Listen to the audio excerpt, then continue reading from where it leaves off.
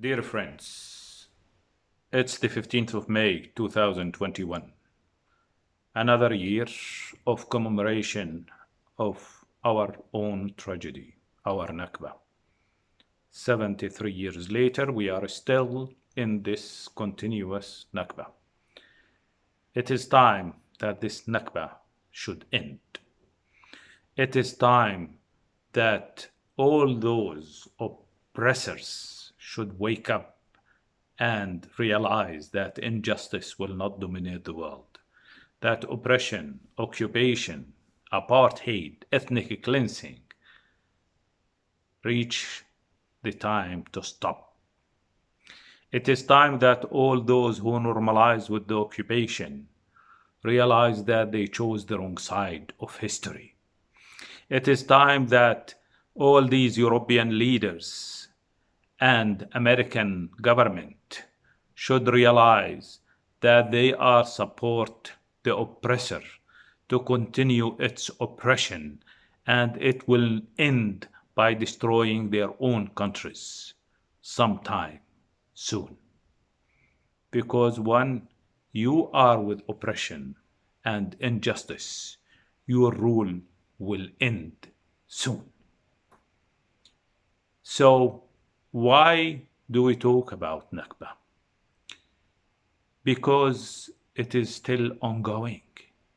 Because occupation did not end in 1948 or 1967 or the supposed to be peace process in Oslo in 1993 or these continuous marathons of peace processes and negotiations to create more facts on the ground by this illegal occupation.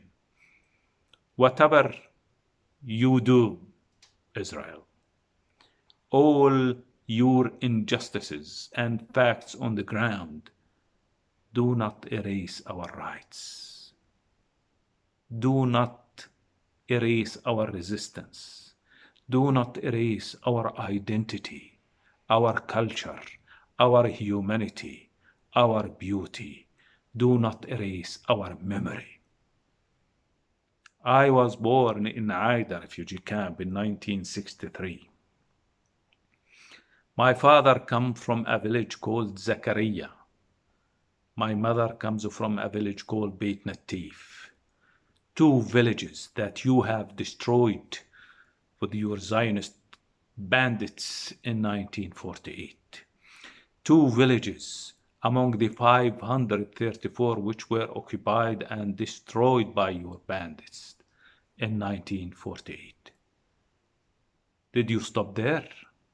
No, because you have worse to come. And you still master the art of bringing what is worst in humanity. And you continue to create the worst still. Of course, with your supporters who encourage you and continue to support you even against their will to do the worst. So, leaders of this world, what heritage are you leaving for your citizens, for the children of the future generation? What will you say to a child when he or she comes and look you in the face and say, what did you do for justice, for freedom, for equality, for brotherhood, for humanity? How will you be remembered? You don't care? We do care. And that's why we do what we do best. We resist. We don't accept facts on the ground created by the occupation, not because we are bloodthirsty, but because we chose to be just. And we chose to be on the sides of justice and the good side of history, and not to end in the garbage of history, like most of those who normalized with the occupation and oppression, like those who wanted to be politically correct and diplomatic and chose to be hypocrite on the side of history and on the side of oppressors and dictators, and those who continue to do injustice and make this world shameful to live in. Well, we chose the opposite. We remember not because we want to weep on our misery, but because it is our history, and we do not forget, and we do not give up. Giving up, despair, is a luxury that we did not choose, and we don't want to have. We remember because it is our right to defend what is right for us, what is just for us, what have been stolen from us. We do not forget because we believe we are better human beings when we don't accept injustice and oppression, not only for ourselves, but for everyone in this world. We do not forget because it would be inhuman to forget injustice and oppression anywhere in the world. We seek justice not only for ourselves, but for every human being, regardless of his color or religion or ethnicity or which country or continent they live in or come from. Pure humanity is what makes us human beings, and refusing oppression and injustice is what makes us better human beings. And what makes us continuously better human being is that we believe that the world will not just change by good intentions.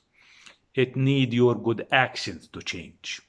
And that's why you cannot just wait for miracles to happen. You should provoke miracles to happen. And that's what we try to do. We resist because we refuse injustice and oppression. And if it needs to be in the field, to be in the streets, to be boycotting and sanctioning and divesting from this oppressor system and from all those who support this oppressor system, you should do that. Again, not because you are animated by hate or violence, but because you are animated by justice and humanity. This is not a religious war as they try to present it. This is not people who are hating other people because of their color or their religion, like what is happening in the United States or Europe or wherever.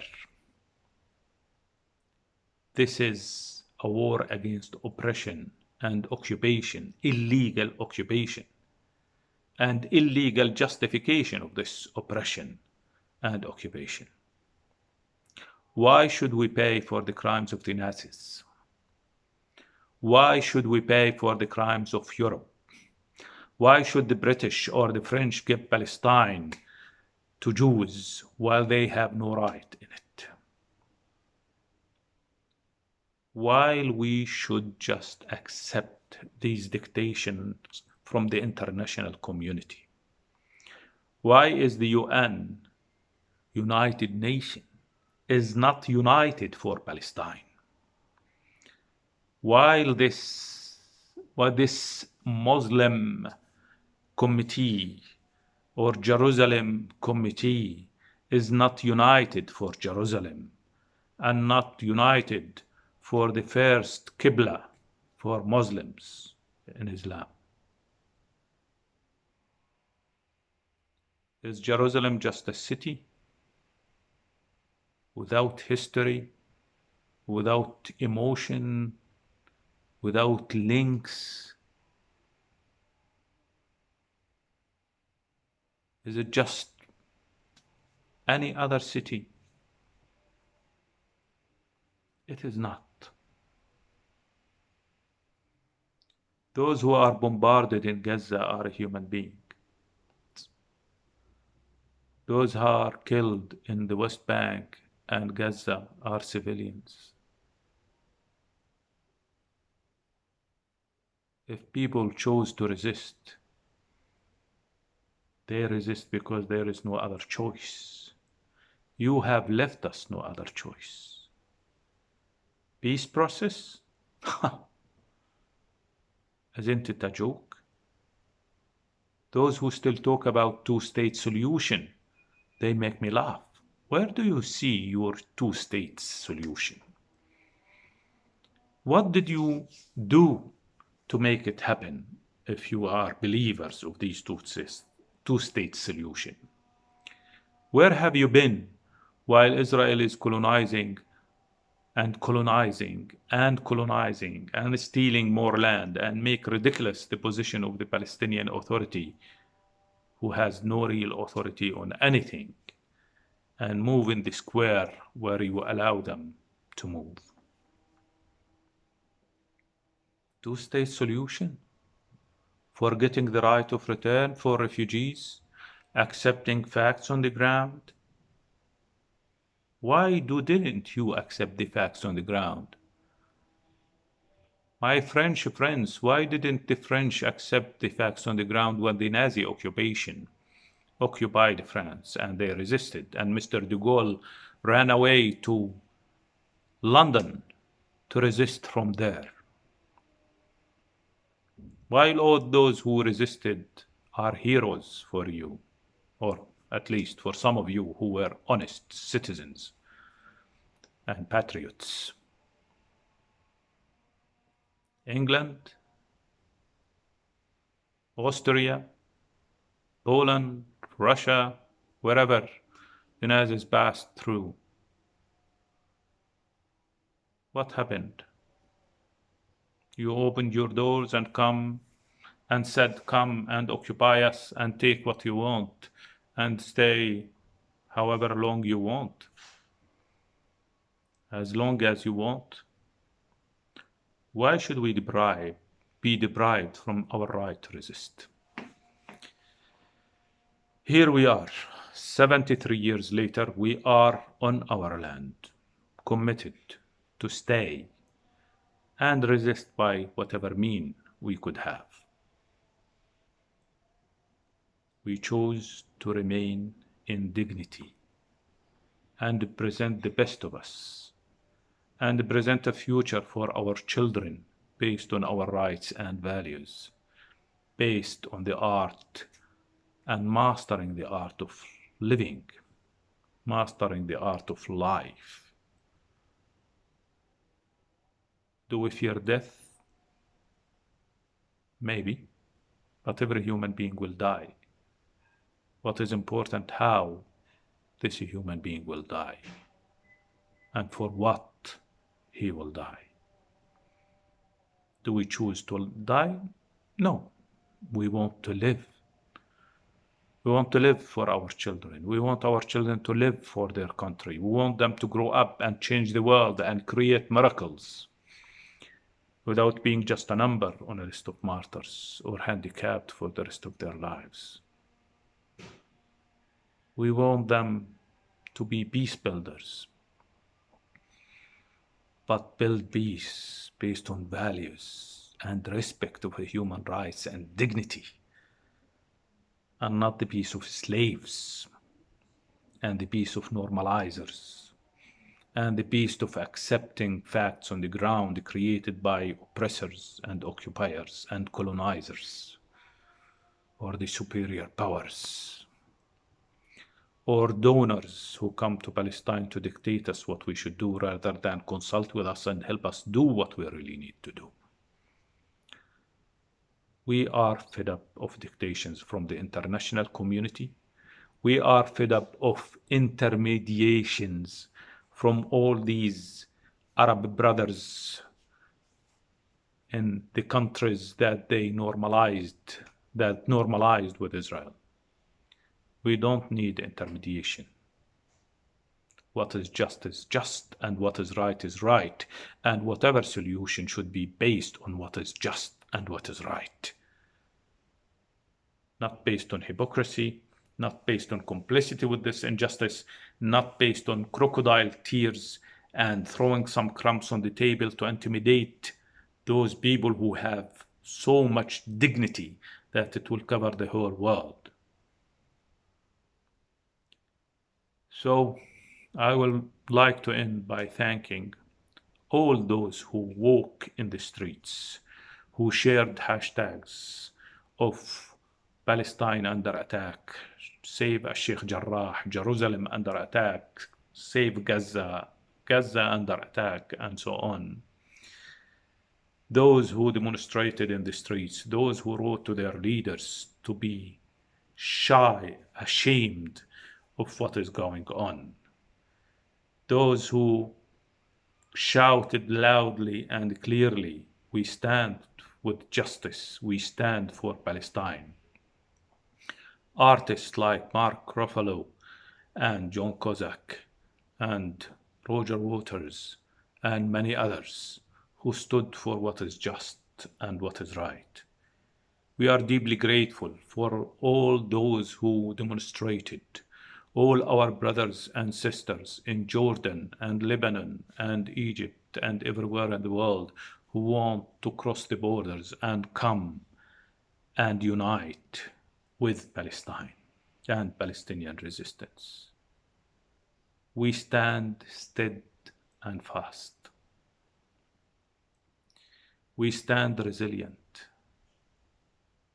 We don't forget. We don't give up. Hopefully, you will not give up on us. And you will not forget, however long it will take. You will not give up because it's long. Freedom is not just a word. And again, the world will not just change by good intentions. It does need your actions. And your actions can be shown in such times. May Allah be with you all. Thank you for all of you who stood with us, who stood for justice and freedom and equality and dignity.